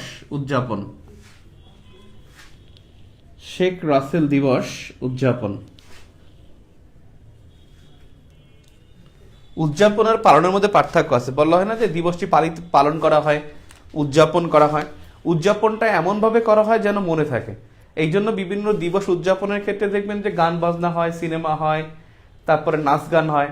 এটা কারণ উদযাপনটা হলো কি মনে রাখার জন্য, আর পালন করা মানে সচরাচর গতানুগতিক যেভাবে হয় সেভাবে হয়। আর এখানে শেখ রাসেল দিবস প্রথমবারের মতো উদযাপন করা হয় 18 অক্টোবর 2021। 18 অক্টোবর কিন্তু শেখ রাসেল দিবস। বঙ্গবন্ধু কিন্তু বার্ট্রান্ড রাসেলের খুব ভক্ত ছিলেন, তার দর্শন শাস্ত্র তার ভালো লাগতো। তিনি বার্ট্রান্ড রাসেল পড়াশোনা করতেন এবং বঙ্গবন্ধু কিন্তু তার কনিষ্ঠ পুত্রের নাম রেখেছিলেন কিন্তু রাসেলের জন্ম কিন্তু 1967 সালে। রাসেল কিন্তু 1967 সালে তার জন্ম, 1965 সালে সে কিন্তু মারা যায়, 75 সালে মারা যায়। এবং তার কিন্তু 9.5 বছর বয়স ছিল, 9.5 বছর বয়স ছিল তখন সে মারা যায়। আর রাসেল কিন্তু শেখ রাসেল উনি তো বলতেই হবে, কিন্তু আমরা তো এখন শিশু মনে করি। উনি তো বাঁচলে এখন আমাদের হয়তো আব্বাদের বয়সী হইতো। কারণ উনি শেখ রাসেল কিন্তু মানে মনে করতো যে মানে আব্বার বাড়ি হলো জেলখানা, এবং সে জেলখানাকে বলতো যে আব্বার বাড়ি যাব, আব্বার বাড়ি জেলখানা। কারণ বঙ্গবন্ধুর বেশিরভাগ সময় জেলখানায় ছিল যখন শেখ রাসেল ছোট ছিল। আর এটা মনে করতো যে আব্বার বাড়ি যাব, আব্বা হলো জেলে থাকেন, আব্বা থাকেন জেলে, এটা সে মনে করতো। আর শেখ রাসেল কিন্তু বঙ্গমাতা শেখ ফজিলাতুন্নেসা মুজিবকে তিনি কিন্তু তাকেও আব্বা ডাকতেন, মানে তাকে আব্বা ডাকতেন, মানে আর আব্বা থাকতেন মনে করতেন যে তিনি জেলখানায়, আর মাকেও তিনি একই সাথে আব্বা ডাকতেন। ওকে, এরপরে আসি পরেরটা। 18 অক্টোবর খুব গুরুত্বপূর্ণ শেখ রাসেল দিবস। আরেকটা বিষয়, সেটা হলো ঘটনাটা ইম্পর্ট্যান্ট, তারিখের চাইতে ঘটনা ইম্পর্ট্যান্ট, সেটা হলো 24 September. 24 September 2021 BD prime minister মানে 18 বারের মতো জাতিসংঘে ভাষণ প্রদান করেন, জাতিসংঘে ভাষণ দেন 18 বার, এবং পৃথিবীর ইতিহাসে এটা মানে সর্বোচ্চ, ইতিহাসে সর্বোচ্চ 18 বার ভাষণ দেন। অর্থাৎ বিডি প্রাইম সর্বোচ্চ 18 বারের মতো জাতিসংঘে ভাষণ দেন। এই 18 বার ভাষণ দিয়েছেন আবার দুইজন, একজন হলেন মাহাতির মোহাম্মদ, যিনি মালয়েশিয়ার প্রধানমন্ত্রী ছিলেন, পুরো 24 বছর প্রধানমন্ত্রী ছিলেন। প্রথমে ছিলেন একটানা 22 বছর, তারপর আবার 18 থেকে 20 বছর, 18 থেকে 20, 2018 থেকে 2020, অর্থাৎ 22 বছর মালয়েশিয়ার প্রধানমন্ত্রী ছিলেন। মাহাতির মোহাম্মদ কিন্তু মালয়েশিয়ার 24 বছর প্রাইম মিনিস্টার ছিলেন। অর্থাৎ মানে একবারে একটানা 22 বছর ছিল, তারপর আবার গ্যাপ দিয়ে 18 থেকে 20 সাল, এখানে এই 2 বছর মোট 24 বছর প্রাইম মিনিস্টার ছিল মালয়েশিয়ার। এই মাহাতির মোহাম্মদ, তার কিন্তু একটা মৃত্যুর গুজব উঠছে এই বছর, এই যে এই আজকে মৃত্যুর গুজব, কেউ কেউ বলছে যে কন্যা বলছে যে না মারা যায়নি, আপনারা এটা বলবেন না। এবং উনি 90 বছর বয়সে কিন্তু প্রাইম মিনিস্টার হয়েছে। তাহলে 2018 সালে তার বয়স ছিল 90 বছর, এখন তার বয়স কিন্তু 94 বা 95 বছর হবে। এই মাহাতির মোহাম্মদ কিন্তু চট্টগ্রামের আনোয়ারা উপজেলা, সেটা কিন্তু তার পৈতৃক নিবাস, তার দাদাদের বাড়ি ছিল কিন্তু চট্টগ্রামের আনোয়ারায়। এবং তিনি যখন প্রাইম মিনিস্টার হয়েছেন 18 সালে, আমরা খুব খুশি হয়েছিলাম। এবং তার প্রথম বৈঠকে তিনি বাংলাদেশ থেকে শ্রমিক আমদানি নিষিদ্ধ করেছেন। অথচ আমরা কিন্তু মাহাতির মোহাম্মদের খুব ভক্ত। মাহাতির মোহাম্মদ কিন্তু he is not the Democratic প্রসেসে কিন্তু ক্ষমতায় থাকেন নাই। তিনি কিন্তু 22 বছর ক্ষমতা ছিলেন, তিনি কিন্তু পুরোপুরি সরলভাবে ডেমোক্রেটিকভাবে কিন্তু 22 বছর নির্বাচিত না। কিন্তু আমরা বাঙালি হয়েছি কি, যারা তারা আমরা হিরো বানাই ফেলাই। আজকে দেখবেন যে পোস্টে ভরে যাবে যে মাহাতির মোহাম্মদ তিনি অমুক ছিলেন তমুক ছিলেন, তিনি কিন্তু মানে হি ইজ নট ডেমোক্রেটিক, মানে ডেমোক্র্যাট ছিল না, সে ডেমোক্রেটিক স্টাইলে সে ছিল না। হয়তো কিছু সময় সে উন্নয়ন করছে, মালয়েশিয়ার উন্নয়ন করতেই পারে, কিন্তু সে আসলে ওইভাবে আইডল হওয়ার মতো না। এখন দেখতে পারেন আমাদের বলতে পারে, আমরা কিন্তু কথা বলি মালয়েশিয়া অনেক ধনী হয়ে গেছে, আমরা কি করেছি প্রায় একই সময় স্বাধীন হয়েছি। মালয়েশিয়া স্বাধীন কিন্তু 1948 সালে, একই সময় না কিন্তু। আর 1965 সালে স্বাধীন হয়েছে কিন্তু সিঙ্গাপুর, মালয়েশিয়া থেকে সিঙ্গাপুর স্বাধীনতা লাভ করে 1965-এ, আর আমরা স্বাধীন হয়েছি 1971 সালে। এখন মালয়েশিয়া যে উন্নত কিন্তু তারা কিন্তু পরিশ্রম করে উন্নত না। মালয়েশিয়ার কিন্তু আসলে ওরা বসে বসে খায় অনেক সময়, কারণ ওরা হলো কি, ওদের একটা গুরুত্বপূর্ণ একটা প্রণালী আছে যে মালাক্কা প্রণালী। এই মালাক্কা প্রণালীর যে পরিমাণ ট্যাক্স তারা লাভ করে, ওই ট্যাক্স দিয়ে বাংলাদেশের মতো কয়েক বাংলাদেশের ইনকাম তার হয়ে যায়। এই জন্য সে খুবই মানে বস। যা হোক, দুইজন বক্তব্য রাখছেন, একজন PM শেখ হাসিনা আর একজন হলেন মাহাতির মোহাম্মদ। দুজনই 18 বারের মতো বক্তব্য রেখেছেন জাতিসংঘের অধিবেশনে। এরপরে হলো আর একটা গুরুত্বপূর্ণ বিষয় হলো যে আরেকটা তারিখ হলো 17 সেপ্টেম্বর 2021। আপনাদের এবার কোন পরীক্ষা আসছে যে জো বাইডেন তিনি প্রথম কোথায় সফর করেছেন, যে শপথ নেওয়ার পর প্রথম সফর করেছেন যুক্তরাজ্য। ঠিক তেমনি কোভিড পিরিয়ডের পরে বাংলাদেশের প্রাইম মিনিস্টার তিনি কিন্তু পুরো মানে পুরো ওখানে গেল 12 মাস আর এখানে গেল 5 মাস, অর্থাৎ 17 মাসের মধ্যে তিনি প্রথম সফর করেন 17 সেপ্টেম্বর। অর্থাৎ বিডিপিএম কোভিড পিরিয়ডের কোভিডকালীন সময়ের পর প্রথম সফর করেন ফিনল্যান্ডে। প্রথম সফর করেন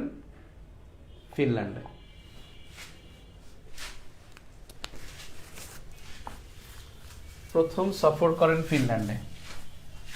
আর অনেক পুরনো তথ্য কিছু পরীক্ষায় থাকবে, যেমন আছে আপনার 17 মার্চ থেকে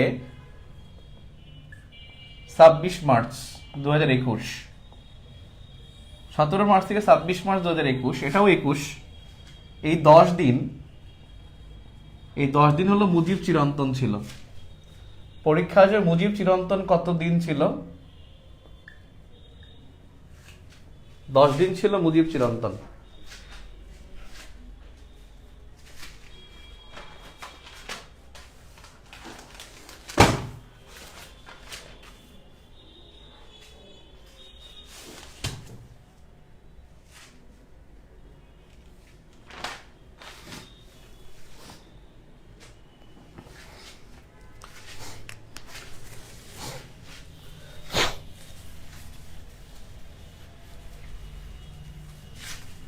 সবসময় বাংলাদেশের অর্থনীতি থেকে প্রশ্ন আসতে পারে। বিডি অর্থনীতি থেকে 3-4টা প্রশ্ন। বিডি ভিত্তি বছর, বাংলাদেশের যে ভিত্তি বছর, এটা 2015-16, 2015-16, অর্থাৎ অর্থনীতির ভিত্তি বছর বা জিডিপির ভিত্তি বছর হলো 2015-16। আগে ভিত্তি বছর ছিল বাংলাদেশের জন্য 2005-06। ভিত্তি বছরগুলো সাধারণত 10 বছরের গ্যাপ থাকে, 10 বছর বা 8 থেকে 10। এর আগে ছিল 97 থেকে 98 ভিত্তি বছর, এরপর হলো 2005-06, এখন 2015-16 ভিত্তি বছর। এখন মনে রাখবেন, বর্তমান ভিত্তি বছর অনুসারে জিডিপি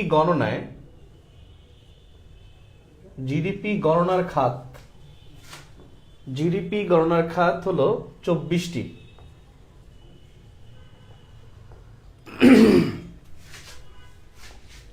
2005-06 ভিত্তি বছর অনুসারে জিডিপি গণনার খাত ছিল 15টি, অর্থাৎ 9টি বেড়ে গেছে। এখন অনেকের কাছে দেখবেন ভিত্তি বছর, অনেকের জায়গায় দেখবেন 19টি লেখা। এটা কনফিউশন হলো যে মানে বাংলাদেশ পরিসংখ্যান ব্যুরোর যে ওয়েবসাইট, সেখানে কিন্তু লেখা আছে যে জিডিপি গণনার খাত হলো 19টি, মানে 1 থেকে 19টি দেয়া, এবং 19 নম্বরে লেখা ছিল আদার্স। এই আদার্সের মধ্যে কিন্তু 6টি আছে, তাহলে 1 থেকে 18 পর্যন্ত আছে, আর আদার্সের মধ্যে 6টি, তাহলে আদার্স আর এই 18 মানে 24টি হবে। তার মানে 19টি উত্তর হবে না। আজকের পত্রিকাও আসছে, আজকের পত্রিকার ওই যে এমসিকিউ আসে না পত্রিকা পেপারের, সেখানেও কিন্তু 19টি অপশনের নাই, 24টি। মনে রাখবেন, মাথাপিছু আয় $2554। মাথাপিছু আয় $2554।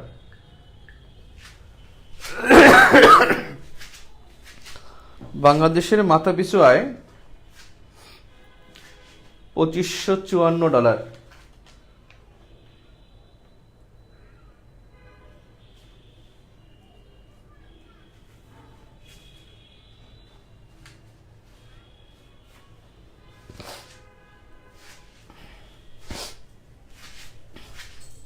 বাংলাদেশের অর্থনীতি থেকে পরীক্ষা আসতে পারে।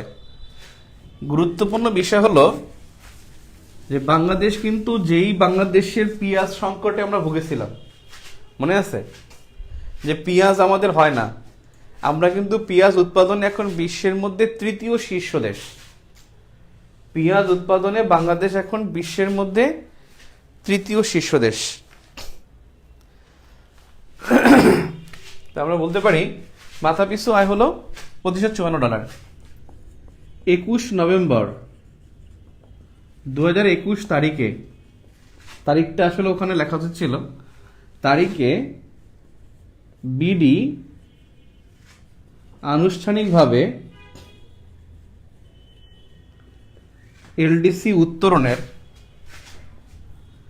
এলডিসি উত্তরণের মর্যাদা লাভ করে। বাক্যটা লিখে নেন। 2026 সালে বিডি চূড়ান্ত ছাড়পত্র পাবে।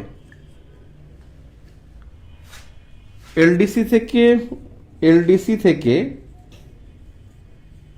উত্তরণ লাভ করেছে,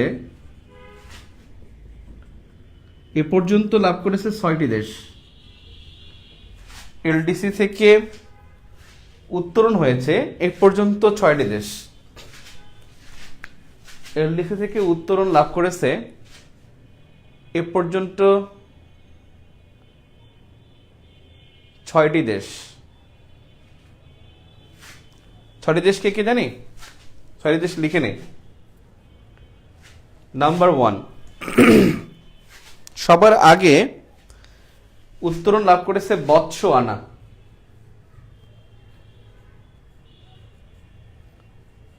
number 2, Cape Verde. Cape Verde কিন্তু আটলান্টিক মহাসাগরের একটা দেশ, আফ্রিকা মহাদেশে। Cape Verde. 3 নম্বরে মালদ্বীপ।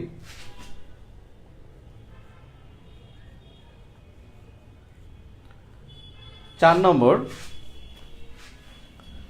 সামোয়া।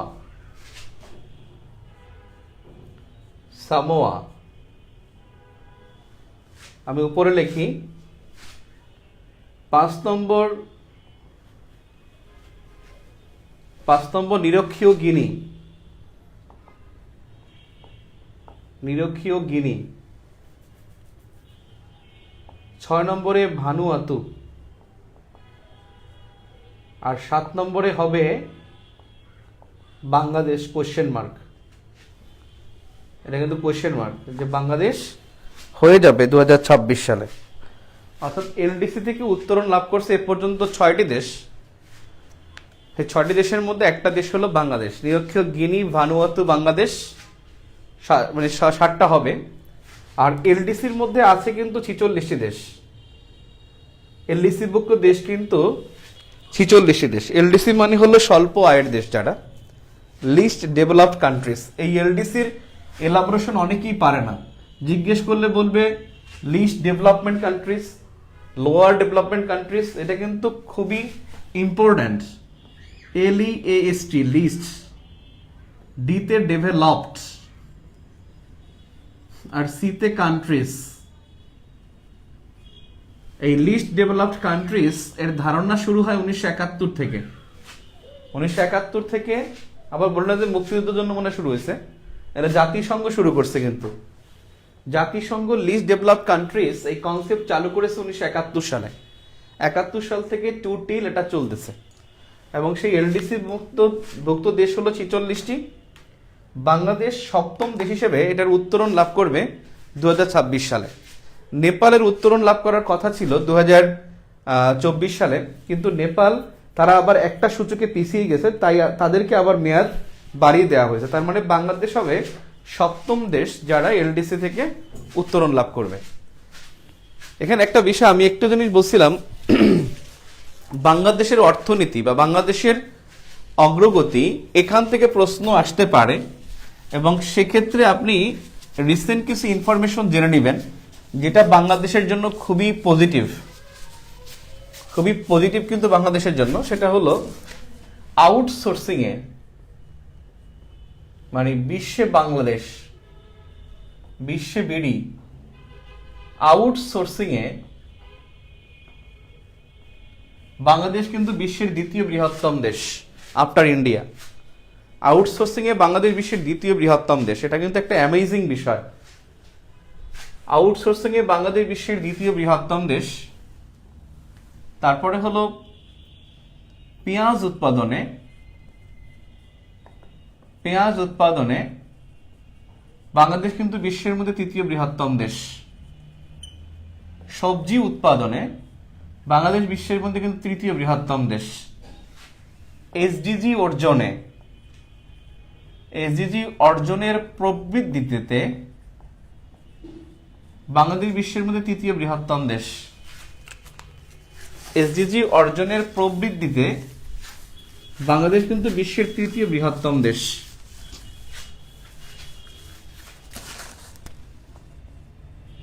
চাল উৎপাদনে বাংলাদেশ বিশ্বের মধ্যে কিন্তু তৃতীয় বৃহত্তম। কিন্তু খুবই ইন্টারেস্টিং বিষয় যে চাল আমদানিতে বাংলাদেশ কিন্তু বিশ্বের মধ্যে শীর্ষে, আমদানিতে আবার প্রথম। চাল আমদানিতে বাংলাদেশ বিশ্বের মধ্যে কিন্তু আবার প্রথম কি না? চাল আমদানিতে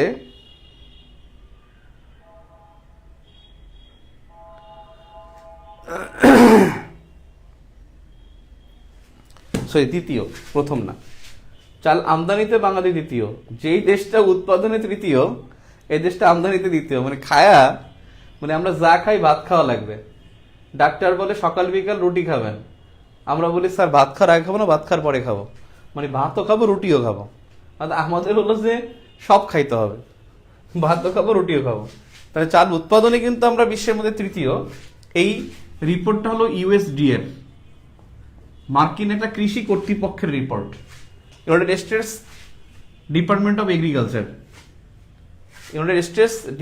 অফ এগ্রিকালচার ওদের কিন্তু হলো হিসেবে তৃতীয়, কিন্তু ফাওয়ের হিসেবে কিন্তু আমরা চতুর্থ। ফাও বলছে চতুর্থ। যেহেতু বাংলাদেশ অগ্রগতি লাভ করেছে অন্য হিসেবে, ওইটাই পরীক্ষা আসবে, ফাওয়ার পরীক্ষা আসবে না। আসবে কিন্তু ইউএসডি এর হিসেবেই বাংলাদেশ তৃতীয় বৃহত্তম, সেটা আসবে। আপনি অবাক হয়ে যাবেন যে বাংলাদেশ কিন্তু মাছ উৎপাদনে তৃতীয়। এখানে একটা কনফিউশন তৈরি হয়, মাছ উৎপাদন প্রবৃদ্ধিতে বাংলাদেশ দ্বিতীয়। অনেকে মনে করে উৎপাদনে মনে হয় প্রবৃদ্ধিতে বাংলাদেশ দ্বিতীয়। মানে মাছ উৎপাদন যেটা হয় সেই হার অনুসারে বাংলাদেশ কিন্তু বিশ্বের মধ্যে দ্বিতীয় বৃহত্তম মাছ উৎপাদন, মানে মাছ উৎপাদন প্রবৃদ্ধিতে। তো বাংলাদেশ কিন্তু অনেক ক্ষেত্রে কিন্তু ইতিবাচক অর্জন করেছে, ইতিবাচক একটা অবস্থা তৈরি হয়েছে। এখন যদি বলেন, আবার দেখেন ঢাকা কিন্তু পৃথিবীর সবচেয়ে শীর্ষ নোংরা শহর। ঢাকা শীর্ষ নোংরা শহর, এবং এইটা কিন্তু পরীক্ষায় থাকবে না। পৃথিবীর শীর্ষ আগে ছিল ঢাকা সব ক্ষেত্রে 2 নম্বর। আগে ঢাকা বললেই আমরা মনে করতাম 2, কারণ নোংরা শহর ছিল 2, বায়ু দূষণে ছিল 2, ফেসবুক ব্যবহারে ছিল 2, সেক্টর নম্বর ছিল, যুদ্ধকালীন সেক্টর ছিল 2, তারপরে হলো মানে ভূমিকম্পের ঝুঁকিতে 2 ছিল। এখন দেখা গেছে ঢাকা অনেক ক্ষেত্রেই শীর্ষে অবস্থান চলে গেছে। বায়ু দূষণে 1 নম্বর হয়ে গেছি, আর নোংরা শহরও আমরা এখন 1 নম্বর হয়ে গেছি। সো এই নেগেটিভ বিষয় পরীক্ষায় থাকবে না। তবে আমরা কিন্তু ফেসবুক ব্যবহারকারী শহর হিসেবে ঢাকা কিন্তু বিশ্বের মধ্যে দ্বিতীয় বৃহত্তম। ফেসবুক ব্যবহার করে এমন শহরের মধ্যে ঢাকা দ্বিতীয় বৃহত্তম।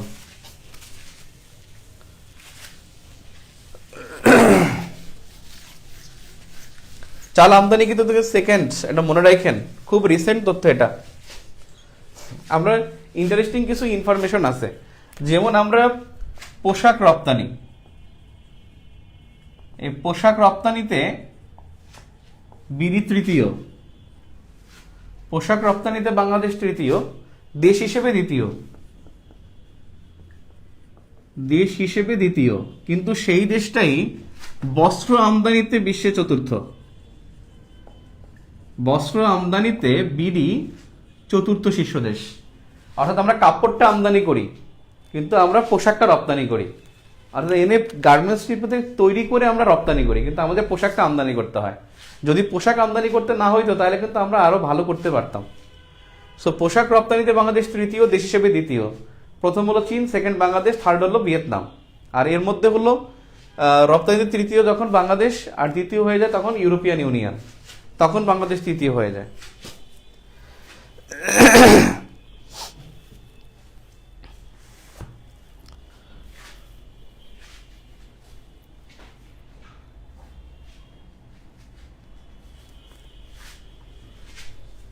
ক্লিয়ার? বারবাডোস সম্পর্কে দুইটা তথ্য লিখে নেন। বারবাডোস, বারবাডোস, বারবাডোস খুব গুরুত্বপূর্ণ।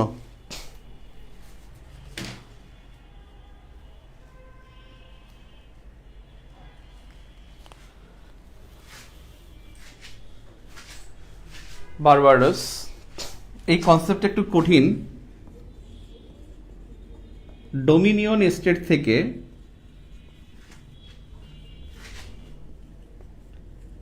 বের হয়ে যাওয়া নবীনতম প্রজাতন্ত্র,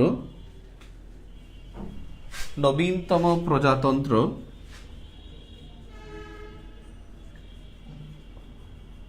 বারবাডোস। ডোমিনিয়ন স্টেট থেকে বের হয়ে যাওয়া নবীনতম প্রজাতন্ত্র বারবাডোস। এই বারবাডোস 2021 সালে বের হয়ে যায়। আমি ডোমিনিয়ন স্টেট সম্পর্কে বলবো, একটু পরেই বলতেছি। 2021 বারবাডোজের রাষ্ট্রের প্রতীকী প্রধান হিসেবে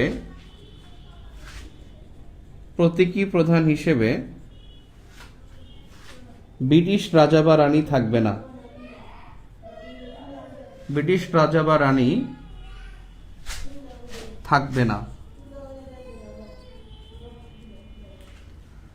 বারবাডোজের রাষ্ট্রের প্রতীকী প্রধান হিসেবে ব্রিটিশ রাজা বা রানী থাকবে না, অর্থাৎ এখন তার একটা প্রেসিডেন্ট থাকবে। তাহলে বলতে পারি বারবাডোজের প্রথম প্রেসিডেন্ট, এবং তিনি নারী, তিনি হলেন সান্দ্রে মেশন। সান্দ্রে মেশন প্রথম প্রেসিডেন্ট, এবং তিনি একজন নারী। প্রথম নারী বলল সে, আর প্রথম প্রেসিডেন্ট বলল সে। কিন্তু আমাদের কনসেপ্টটা হলো what is dominion state. Dominion স্টেটটা কি? ডোমিনিয়ন স্টেটটা কি, এটা একটা কনসেপ্ট আপনাদের হয়তোবা মনে আসতে পারে।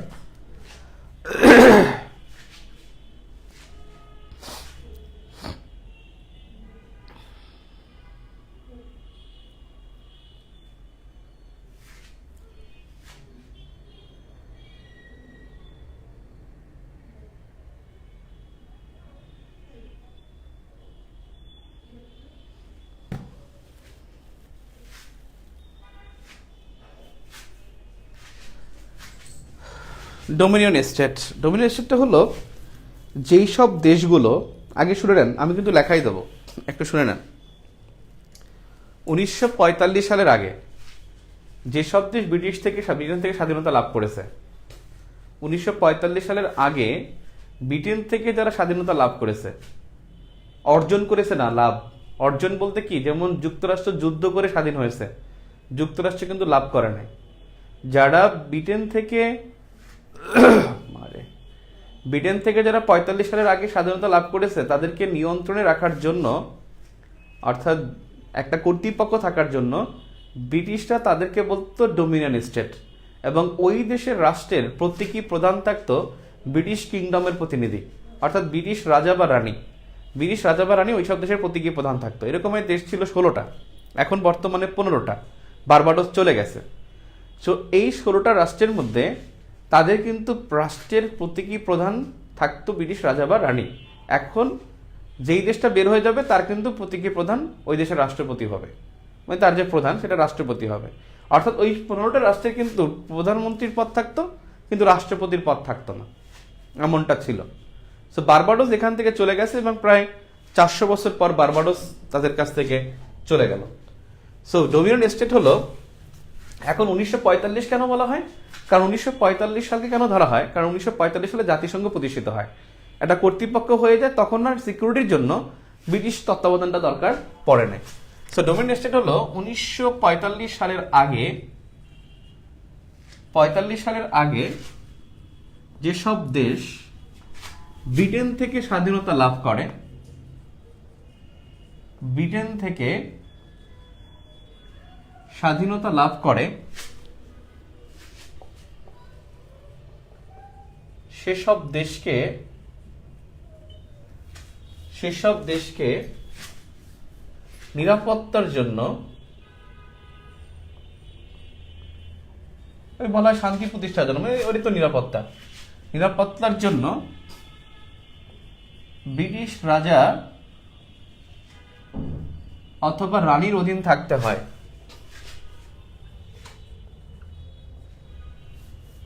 ব্রিটিশ রাজা বা রানীর অধীন রাখা হয়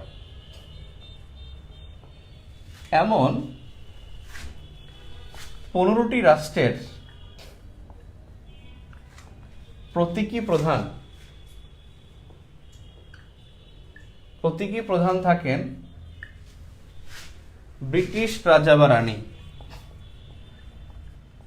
ব্রিটিশ রাজা অথবা রানী। এমন 15টি রাষ্ট্রের প্রতীকী প্রধান থাকেন ব্রিটিশ রাজা অথবা রানী।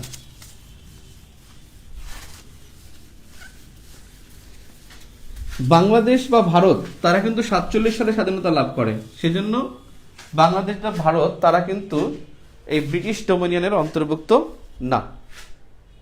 47 সালে স্বাধীনতা লাভ করেছে তাই। এবং এসব দেশের প্রতীকী প্রধান থাকবে, যেমন উদাহরণ হিসেবে বলা যায় অস্ট্রেলিয়া, নিউজিল্যান্ড, ফিজি, কানাডা, এটা সেটা। এবং এসব দেশে কিন্তু প্রেসিডেন্ট পদ থাকে না, আর ডোমিনিয়ন স্টেট। ইউএসএ কিন্তু স্বাধীনতা লাভ করেছে 45-এর আগে। ইউএসএ ডোমিনিয়ন স্টেট নয়, ইউএসএ ডোমিনিয়ন নয়, আর এসব দেশের প্রেসিডেন্ট পদ থাকে না। ঠিক আছে,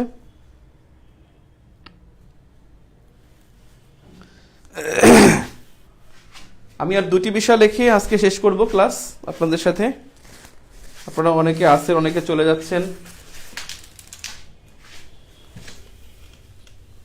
ওকে, 2টা গুরুত্বপূর্ণ বিষয় লিখে শেষ করব, আর কয়েকটা বিষয় দেখতে বলবো। সাম্প্রতিক পড়ার জন্য কি কি লক্ষ্য রাখবেন সেটা টপিকটা লিখে দেব।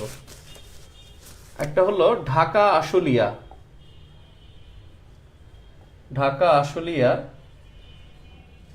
Elevated expressway.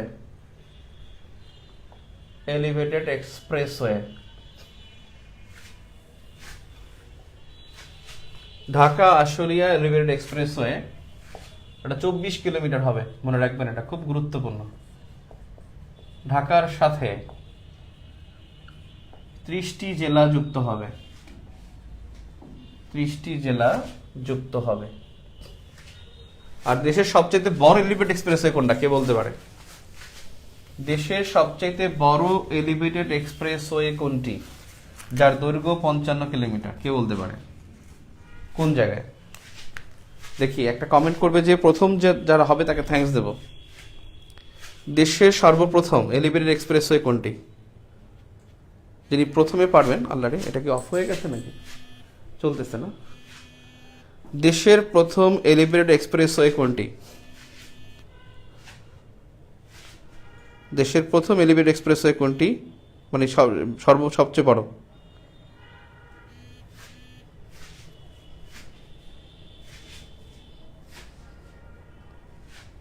যে পারবেন তাকে থ্যাঙ্কস দেব। কে পারবেন দেখি? আচ্ছা, হোসেন তুষার। তার আগে বসে Mohammad Fahim. Thank you very much. আমি তার কমেন্টটা প্রথম দেখলাম। সামির ইসলাম, তাহা এবং তুষার, এর দুজনের উত্তর সঠিক। এরপরে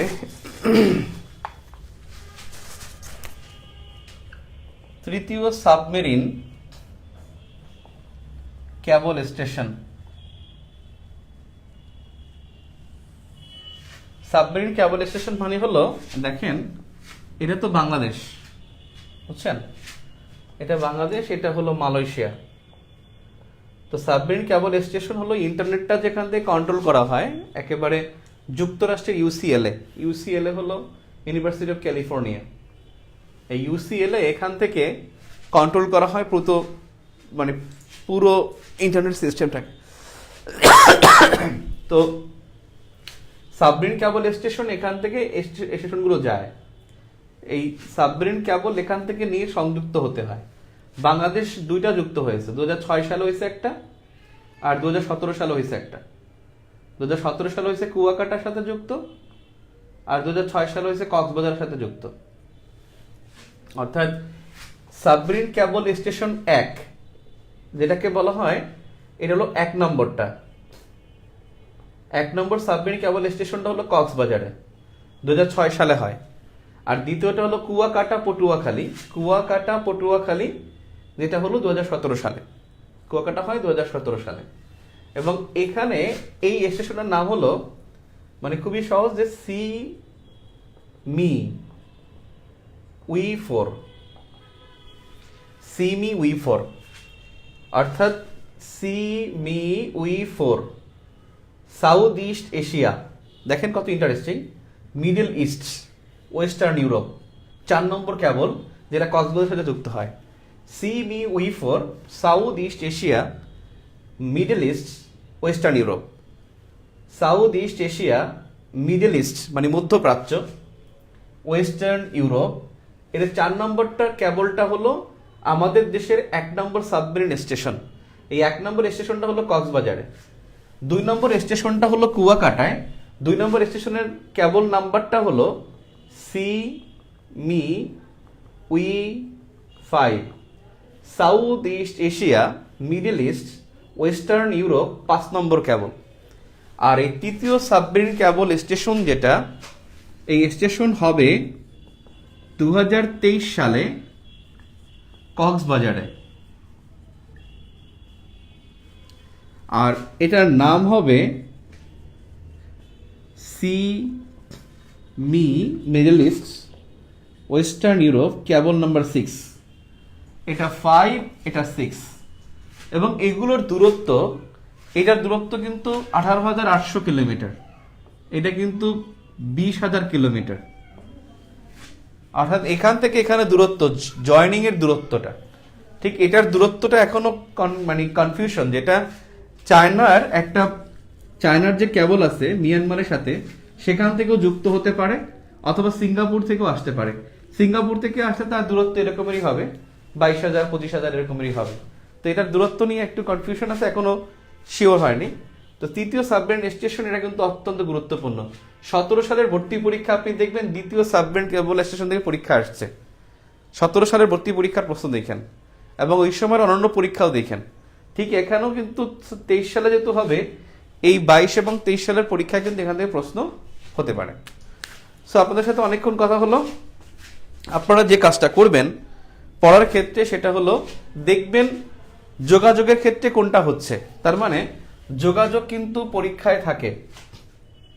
দেখবেন এবছরের মৃত ব্যক্তি যারা মারা যাচ্ছে সেগুলো কিন্তু নোট করবেন। কোথায় কোনটা হবে, খেলাধুলা, কোথায় কি হবে সেটা কিন্তু গুরুত্বপূর্ণ। এবং সম্মেলন কিন্তু পরীক্ষা আসে। একটা সম্মেলন খুব গুরুত্বপূর্ণ, যেটা আমি বলতে ভুলে গেছি।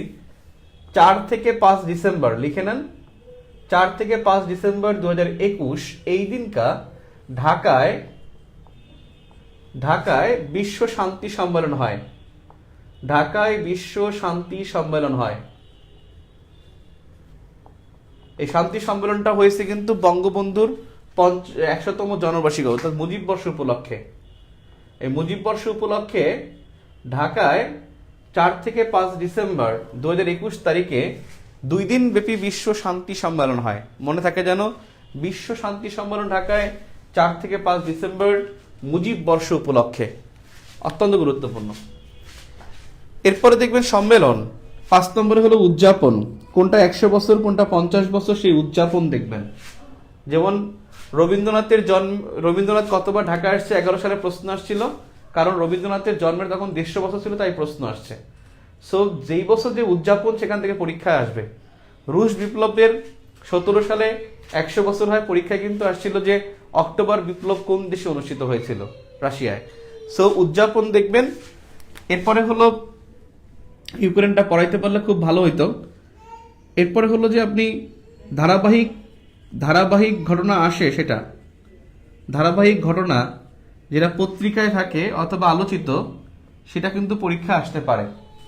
এরপরে এখন কিন্তু কোভিডের মধ্যে সবচেয়ে গুরুত্বপূর্ণ কিন্তু ভ্যাকসিন। যত কিছুই বলেন ভ্যাকসিনটা ইম্পর্ট্যান্ট। এই ভ্যাকসিন গতবারও কিন্তু আসছিল যে বাংলাদেশের ইনসেপ্টার সাথে চুক্তি করেছিল যে ভ্যাকসিন আমদানিতে, ভ্যাকসিন উৎপাদনের জন্য, যে চীনের যে ভ্যাকসিন সেটা উৎপাদন করার জন্য বাংলাদেশ চুক্তি করেছিল ইনসেপ্টা কোম্পানি চীনের সাথে। সো এখানে কিন্তু ভ্যাকসিন সংক্রান্ত তথ্য কিন্তু অত্যন্ত গুরুত্বপূর্ণ। এরপরে দেখবেন বিভিন্ন পুরস্কার কে কোনটা পাইছে। বিশেষ করে আপনাদের কিন্তু বাংলা একাডেমি পুরস্কার কিন্তু গতকালকে ঘোষণা করা হয়েছে, 21 জানুয়ারি মনে হয়, পরশুদিন মনে হয়, 23 জানুয়ারি, অর্থাৎ বাংলা একাডেমি পুরস্কার কিন্তু ঘোষণা করা হয়েছে। ঠিক তেমনি দেখবেন যার ফেব্রুয়ারি মাস আসলেই কিন্তু ভাষা আন্দোলন মানে ভাষা অর্থাৎ 21 পদক দেওয়া হবে। আবার মার্চের 1 তারিখ আসলেই কিন্তু স্বাধীনতা পদক ঘোষণা করা হবে। এই স্বাধীনতা পদক, 21 পদক, বাংলা একাডেমি পুরস্কার, 3টা পুরস্কার না পড়ে পরীক্ষার হলে যাওয়া খুবই বোকামি হবে, দেখে যেতে হবে। অর্থাৎ পুরস্কার দেখবেন এছাড়া বিদেশে কে পুরস্কার পাইছে। এরপরে দেখবেন বিভিন্ন ব্যক্তিত্ব, যেমন দেখেন এবছর খুব গুরুত্বপূর্ণ একজন ব্যক্তি শারমিন সুক্তা।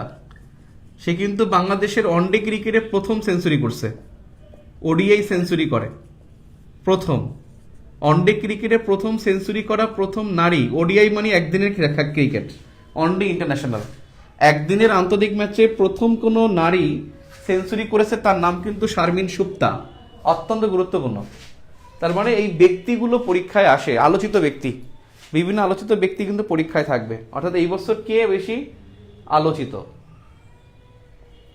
তারপরে বাংলাদেশের যত অর্জন আছে, অর্জন দেখবেন সবকিছু, অর্থনৈতিক অর্জনটা বেশি গুরুত্বপূর্ণ।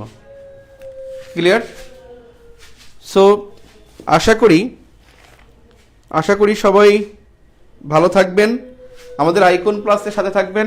আইকন প্লাস অ্যাডমিশন কোচিংয়ে আপনাদের অনলাইন এবং আমরা অনলাইন সেবা দিচ্ছি এখন। আপনাদের যদি কারো ভর্তি হতে ইচ্ছা করে ভর্তি করাবেন, আপনাদের ছোট ভাই বোনদেরকে অথবা আপনাদের বন্ধু বান্ধবদের যারা অন্য কোথাও কোচিং করে তাদেরকেও আমাদের আইকন প্লাসে অন্তপক্ষে ক্লাস করাতে পারেন। আইকন প্লাস সত্যি আমরা পরিশ্রম করি, বাকিটা আমাদের শিক্ষার্থীরা প্রমাণ করবে।